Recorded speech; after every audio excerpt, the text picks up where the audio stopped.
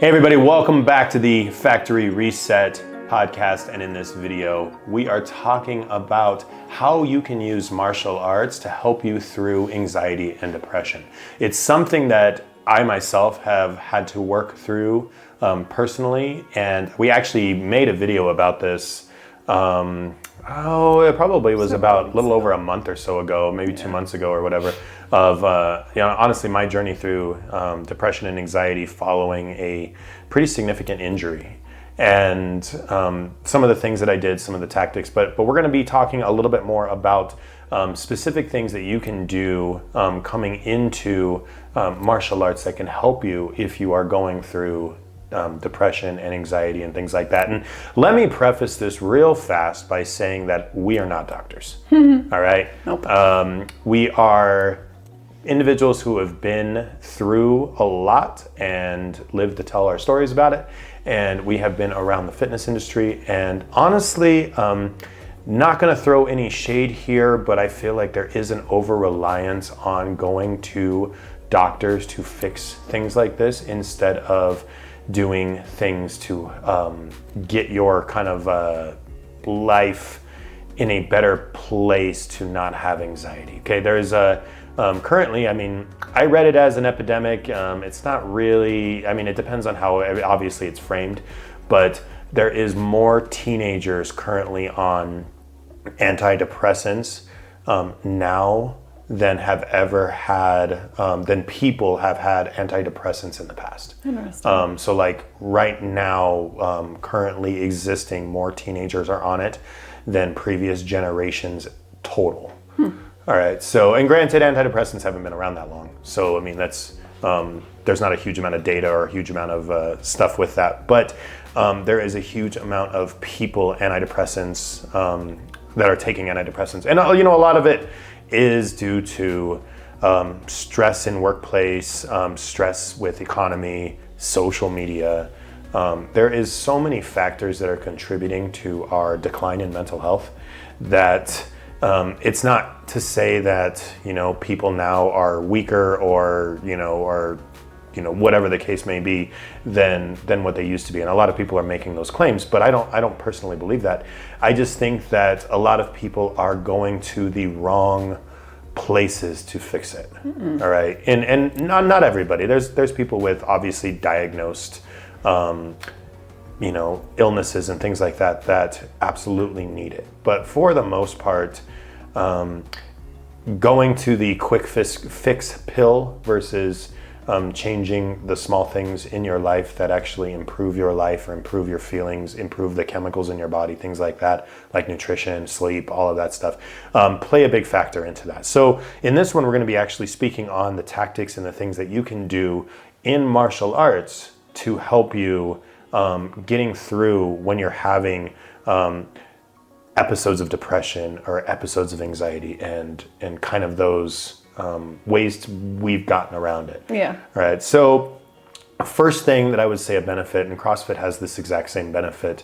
CrossFit and actually has several of these benefits, but the first one is martial arts. And if you're on the fence about doing martial arts, this one's kind of like a big factor that will help you. And same with doing CrossFit, that a lot of just normal gyms don't give you is companionship and camaraderie. Yeah. All right. So making a bunch of friends, having a really good community. Yeah, having a community that makes you you want to be there, and even on the days that you don't want to be there, having people that you can communicate with that are there that kind of bring you out of whatever the funk that you're dealing with. Yeah. Well, they also hold you accountable. Yeah, they hold you Why accountable. aren't you showing up? Why aren't you here? We missed you. Where are you? But the indirectly with that as well, you yourself become that for somebody else, and it makes it to where your own feelings of depressiveness and anxiety and things like that can be alleviated as well because you are serving that for somebody else. Yeah. Okay, and you directly are getting that yourself. Yeah. So it's something that we get a fair amount because we have a lot of people who join our gym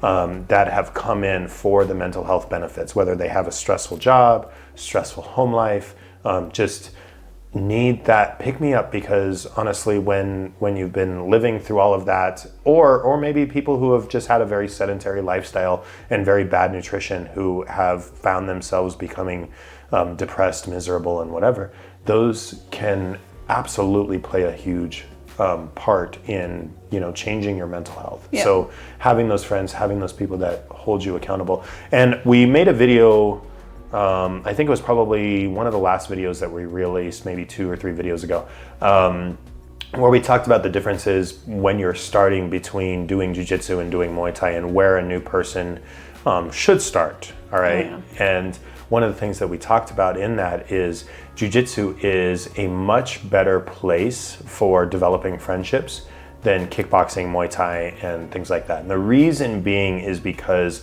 the amount of hugging, but also the amount of communication that we all have. Okay, Yeah. when we're doing Muay Thai, we're all kicking and punching and doing things, and there really isn't a lot of time for communication. There's not a lot of time for like discussions or even inquiries on how each other are doing. Yeah. In jiu-jitsu, the whole time we're practicing moves like we're practicing chess. Yeah. You can have a conversation with somebody. Yeah, but your Thai group, they still come early or stay afterwards. Sure, yeah. And No, there's still, you BS can and- still absolutely and make chat and friends. hang out and all the things. So I'm just saying, for an individual who is maybe awkward, has a hard time making friends, things like that, jiu-jitsu has a lot more opportunity. Okay. And it makes it a little bit easier for individuals to be able to speak and have those times. And if you are an individual who has a very hard time making friends and having those kind of social interactions, there's a lot of people who are like that. Going to the jiu-jitsu class, staying after for some of our events, like our rolls, or our nights where we have drinks Thursday afterwards. Your Thursday night socials. Yes, beers afterwards, or going to fight nights, things like that. Really force yourself to go to those. Force yourself. Now, we don't exclude anybody from those. It's not like you have to be invited. It's literally just go. And we would love to have you there. Grab a beer, bring some wine, bring some snacks or whatever. Or if we're going to a fight night, Snacks are life. Yeah, if you bring snacks, Cassie will be your friend. So she's like a puppy. You bring snacks, and they're like, "Oh, I'm here for you. I'm your friend now." But those things will definitely help. So going to those social events will definitely help to combat that feeling of kind of like loneliness, the depression, bringing you out, making the friends. The second one that I wanted to go over is, and it's another one that Exercise gives you endorphins, and endorphins make you happy. And happy people don't just shoot their husbands.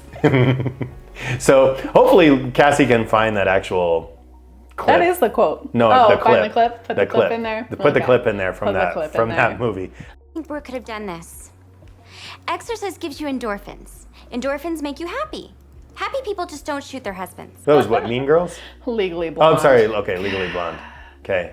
I'm sorry. My dare bad. you. My bad. So Legally Blonde quote. Anyway, it is. There's been studies recently that have come out that said that going to a gym or having a gym membership is actually more effective for your mental health than most people on drugs, taking the SSRIs and antidepressants. Yeah. Because the exercise, the ability to create endorphins in your body that help with your, anxiety, stress, mental health, things like that. All of those things are kind of like a byproduct or a side effect of going to the gym. Yeah. But then the other thing that you have that a lot of people don't consider is we speak a lot about nutrition and the fact that it plays such a significant role in your mental health. But it's really hard to have a bad diet and be good at anything physical. Fitness, physical, martial arts, or whatever. It's like you almost can't do it. It's like, for example, if unless you're a 20-something. Yeah. Those 20-somethings can eat and drink whatever they want, and they perform just fine. Don't compare yourself to them. They don't count. We don't like them. No, but one thing, it's like one comparison that I've always liked to make is if you want to quit smoking, take up running marathons. It's Okay, first of all, it's that's not extreme. It is extreme, but enjoys it running was that always much. kind of like a joke, right? It's like we have people who's like, oh, it's like I want to keep training, especially kickboxing in the early days. It's like, well, I can't kickbox because I've just been smoking for a while, and I'm like, well, a good way to stop smoking, do kickboxing, because there is a very good kind of correlation between smoking and getting punched in the face, right? And because if you're smoking and you have no cardio, you can't stop somebody from punching you in the face. So Also sounds extreme. there's a lot of individuals who Don't follow have, Rick for life advice. yeah, right. But there's been a lot of people. That was just a joke when I was in my 20s. It's like, oh yeah, you want to quit smoking? Go run a marathon. It's like you'll quickly realize, like, man, I should stop smoking. We had so many people when I was coming up kickboxing be like, oh, I really got to stop smoking. And it's like, well, if you stick to Muay Thai or you stick to kickboxing, I guarantee the pain of that will make you reconsider every time you smoke. Now, there's a lot of people who are just like, well, I'd just rather smoke. It's like, okay, well, but it's a good way to stop, right? Because it's really like instant feedback. Yeah. Right. So the third one is expectations on yourself. All right. And I went over this on a previous video about how I relieve stress in myself and how I leave my stress at the door and I imagine it as a backpack and I take off my backpack. Yeah. But a lot of those expectations and stress that we put on ourselves directly contribute to our mental health and our depression, because especially if you're doing like the self-comparison, or if you're feeling like, I've been trying to lose weight for 6 months and I'm still 180 pounds on the scale, or 200 pounds on the scale, or whatever. And it's just like, okay, well, all of those expectations that are unrealistic, like, well, I've only been trying for a little bit, or I've haven't committed all the way with this, or I'm having problems with this, or whatever. Giving yourself a little bit of grace, I guess I should say. Grace, and not comparing yourself to others, but then having that plan in order to keep the goal going. Don't quit on it. Don't make the excuses. You were saying in the other videos, some people will see their failure and then make it an excuse as, well, that's just who I am. Yeah. And it's just like, well, that's not true. So like your failure isn't your identity. Yeah. And you can't make it your identity. It's like if you are I'm not good at kickboxing. It's like, okay, well, always put a yet on the end of that. I always tell the kids this in the kids class. It's like, well, I'm not good at takedowns. Yet? Train it, practice it, get good at it. It's like, it's one of those things. It's just like, the more that you can make yourself do it, the better you're going to be at it. The more that you can keep yourself to your diet, the more you can keep yourself to consistent training, the more you're going to see progress. Yeah. But you have to give yourself a little bit of grace in the expectations that you have of yourself. Okay. Right. So just having those expectations, I guess, is helpful, or?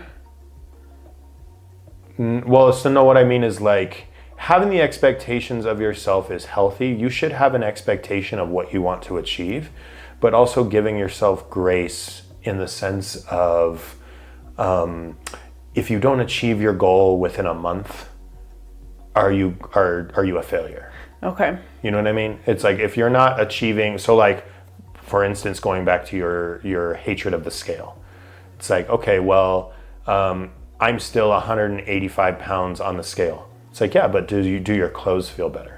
Okay. It's like, but do you like, what are the other, do people around you be like, oh yeah, you're really losing weight, like in your face and in your body and stuff? So basically just try to have like a brighter outlook of life instead of just letting the depression and the anxiety bring you down. Kind of. It's reframing a lot of your outlook. Reframing is a huge element to your mental health. If you can frame or change the frame of the way that you consider something or the way that you view something, but it's also giving yourself the permission to not succeed right away. Okay. You know what I mean? So that's for me is a pretty big one. And another thing that's really helped me out with, especially with the anxiety elements of it, is one, Well, a couple things you can do is building your confidence up.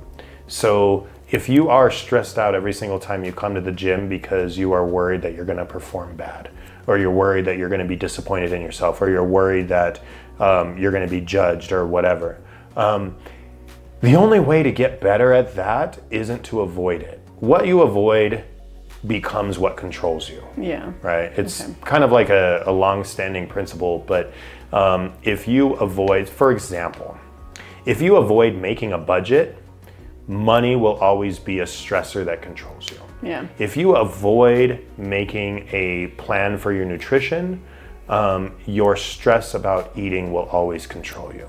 If you make, if you avoid going to the gym, because you're afraid of sparring, or you're afraid of rolling, or you're afraid of being new or looking dumb or whatever, that is always something that controls you. So basically something that I talk about all the time is learning to be comfortable in uncomfortable situations. Exactly. Essentially. Exactly. It's like, for example, you're perfect at this, is if you see a workout and and I'm going to give you a crazy one that I've seen Cassie do before, but it's 12 minutes, as many burpees as you can do.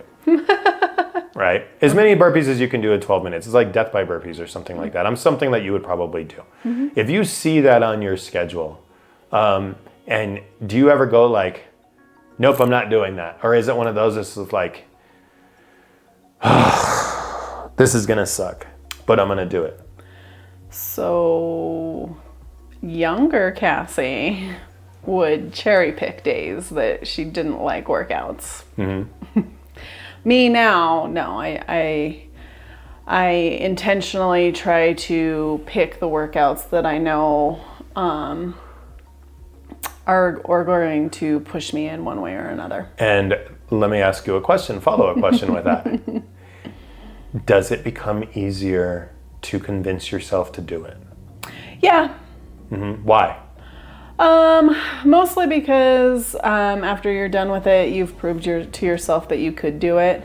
But why does that cumulatively make it easier to do the next one? It just becomes a habit instead of being afraid of it, or it just you get used to it, and that's kind of like the point, right?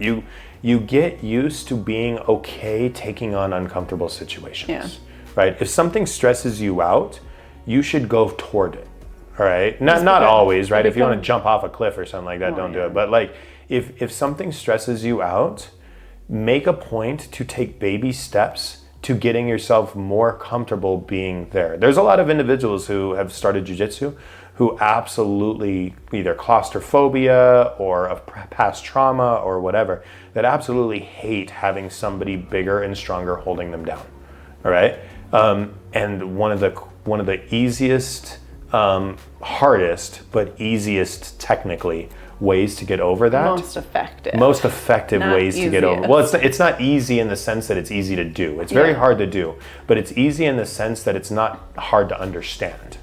Right? Is just have yourself stay underneath somebody, and then and everybody who's at home right now is just like, what? I can't possibly do that.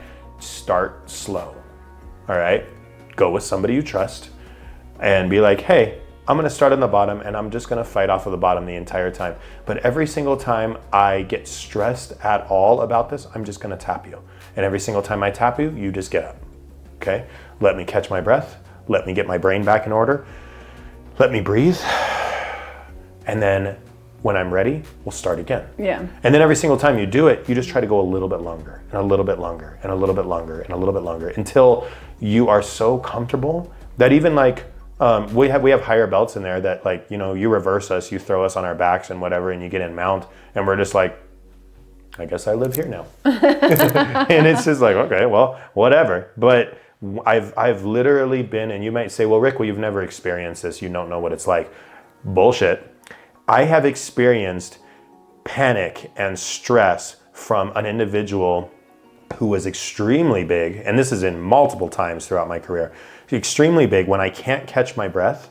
I've worked myself really hard. Maybe I've exhausted myself or something like that. And I'm like trying to catch my breath. And I have somebody really big cramming an elbow into my throat and trying to hold me down and trying to crush me.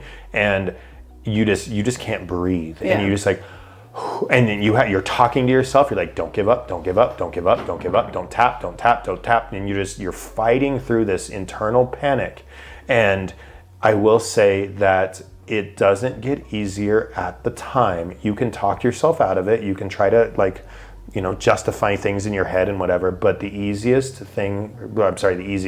most effective thing that you can do is find out what stresses you out and keep slowly putting yourself into that position and working out of it until your brain becomes okay with and confident that where you're at, you can handle. Yeah. Right. And that's a big one. And honestly, a lot of jiu-jitsu people, not just women, not just small people, go through that. All right. So I've seen heavyweights tap to pressure because they felt like they were being suffocated. It happens. Okay. It's not just dependent on size there. So another one, and this one I'll probably kind of combine this one with the next one, but it's communication. Talking to your people, or combine it with the last one, is communication. Having somebody that you can talk to and be like, hey, like, let me up if I start stressing out or whatever. Somebody that you can trust. Having that communication with somebody through anxious situations like that. And those will definitely make a difference on you being able to push through a bad situation, is having somebody that you trust with you. Yeah, having your people, your circle, so big or small that circle needs to be. Having somebody that you can communicate with that can be your way of grounding. Yeah. So within those friends, within that those training partners and things like that will help.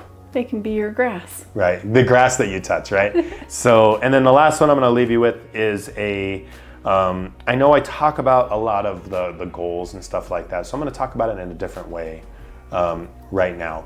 And there was this book that I read a while back. It was called Man's Search for Meaning. And if you get a chance to read it, it's really insightful. It was written by an individual named Viktor Frankl. Frankl with Frankl. Okay, he was, I want to say Polish, if I remember right, but he was Jew and he was in Auschwitz. All right, he survived Auschwitz and he wrote about his account in Auschwitz while his whole family died, and the majority of the people he knew and around him died.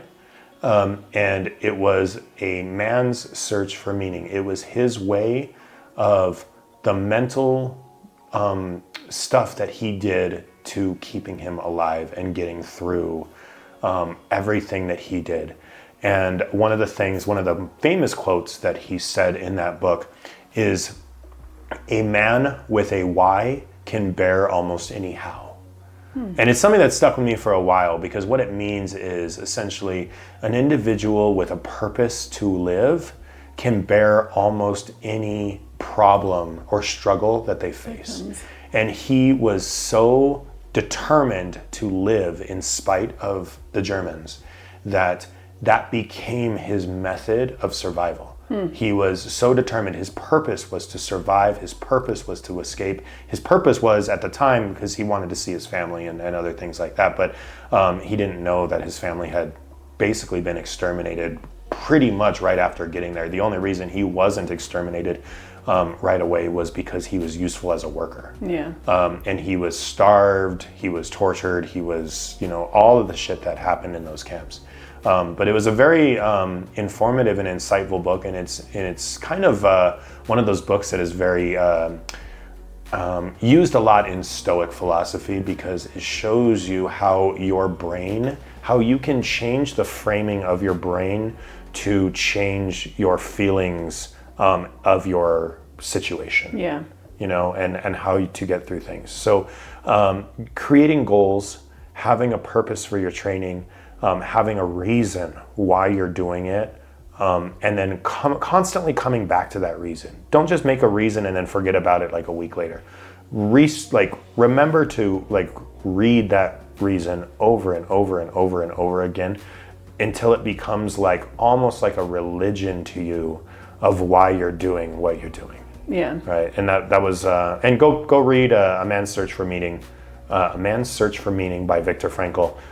It's a good read, and it's a very informative book. So with that, I think we'll leave you on this one, and we'll see you guys on the next video.